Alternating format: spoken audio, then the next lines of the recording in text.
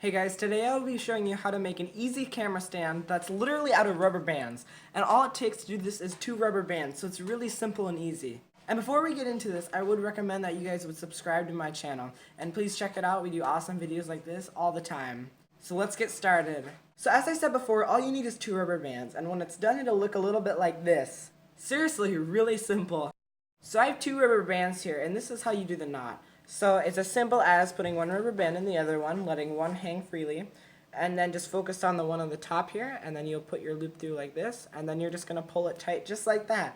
And now you have literally the exact same thing I just showed you 20 seconds ago. So it's really a simple thing that you can do, and it literally takes like up to 20 seconds. So once you have your camera stand, you can take your phone and loop it around a pole or something like a shape like this, as you can see right here.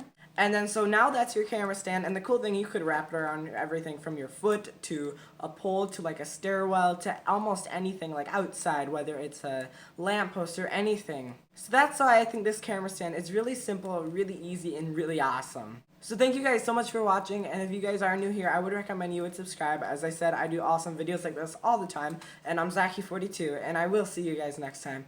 Bye guys.